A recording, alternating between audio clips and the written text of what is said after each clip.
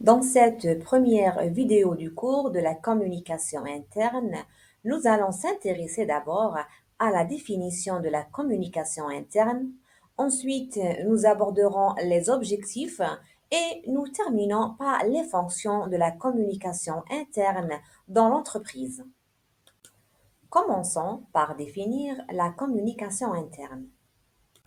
D'abord, précisons que parmi les nombreuses définitions de la communication, nous retiendrons uniquement que celles qui intéressent le domaine de la gestion des ressources humaines. Et donc, communication, qu'est-ce que c'est? En fait, quand on parle de la communication d'entreprise, ici nous faisons référence à deux types de communication. Nous avons d'une part la communication interne et d'autre part la communication externe. Avec la communication interne, nous ciblons les acteurs de l'entreprise, c'est-à-dire ses collaborateurs, ses salariés, son personnel. Et avec la communication externe, nous ciblons l'environnement externe de l'entreprise, notamment ses clients, ses actionnaires, la presse écrite, etc.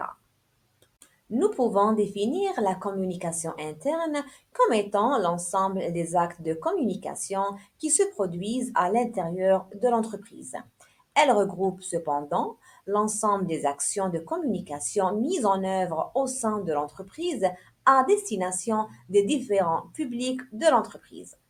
Notons ici que ces derniers, c'est-à-dire les acteurs de l'entreprise, peuvent aussi bien être à l'intérieur qu'à l'extérieur de l'entreprise.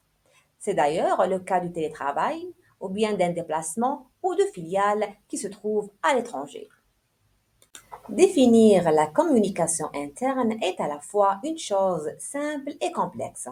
Simple si on prend une position d'observateur et qu'on recherche une définition neutre.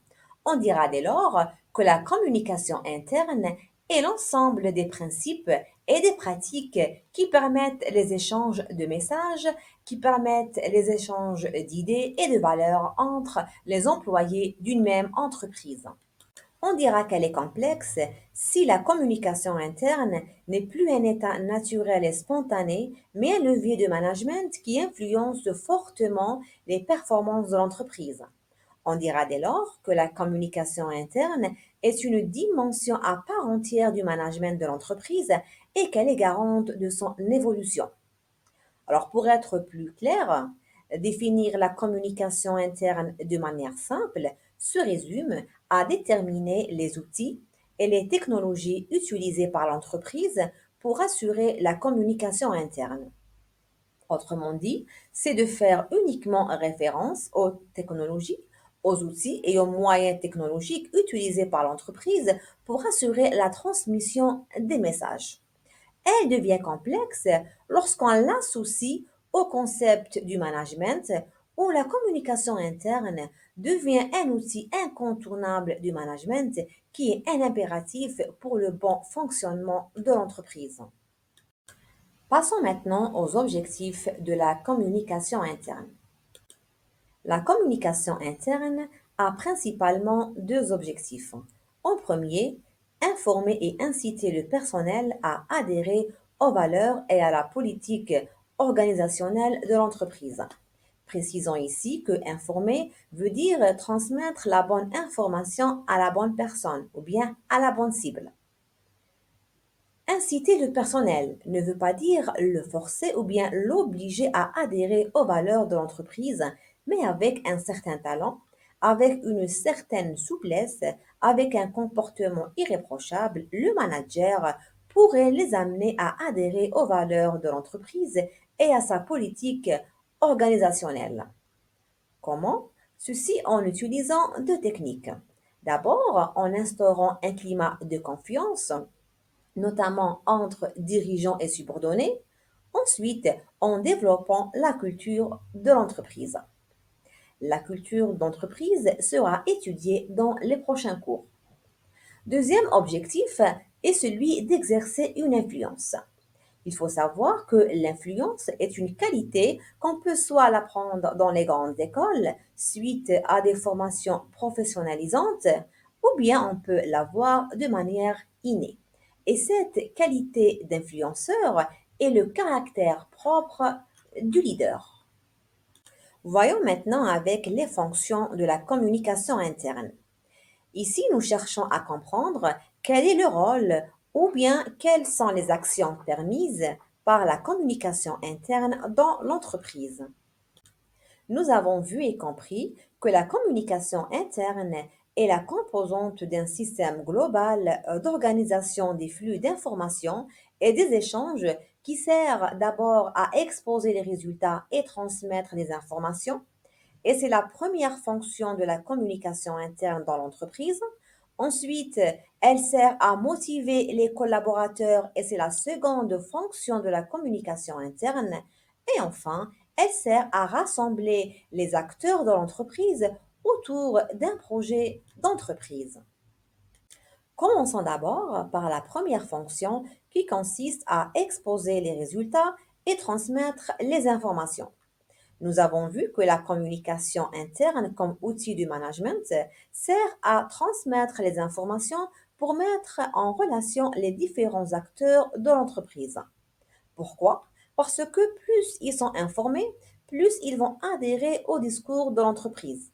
Ils vont s'impliquer plus, ils vont s'engager et vont s'intégrer dans la vie de l'entreprise. Motiver les collaborateurs est la seconde fonction de la communication interne. Et donc, on va utiliser la communication pour motiver les collaborateurs. Ces acteurs ou bien ces collaborateurs, on peut les motiver par différentes techniques. Parmi elles, nous citons les promotions, récompenses matérielles, des formations gratuites. En fait, un simple envoi de messages d'encouragement peut constituer une réelle source de motivation et une source d'encouragement pour le personnel.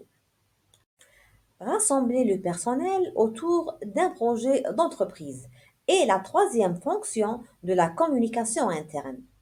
En fait, cette mise en commun d'informations et ce sentiment de partage vont permettre de travailler dans un contexte collaboratif tout en poursuivant des objectifs communs. Et l'intérêt du contexte collaboratif, c'est qu'il va permettre de créer des synergies et que chacun et que chaque membre de l'entreprise et dans son domaine de spécialité va apporter une valeur ajoutée qui sera que bénéfice pour l'entreprise et pour l'intérêt général de l'entreprise. Ceci dit, afin que vous puissiez assimiler cette troisième fonction de la communication interne, je vais vous donner un petit aperçu du projet d'entreprise. Le projet d'entreprise, ce n'est pas tel que vous l'entendez. Ce n'est pas un projet que l'entreprise veut réaliser. Ceci étant le premier point à retenir.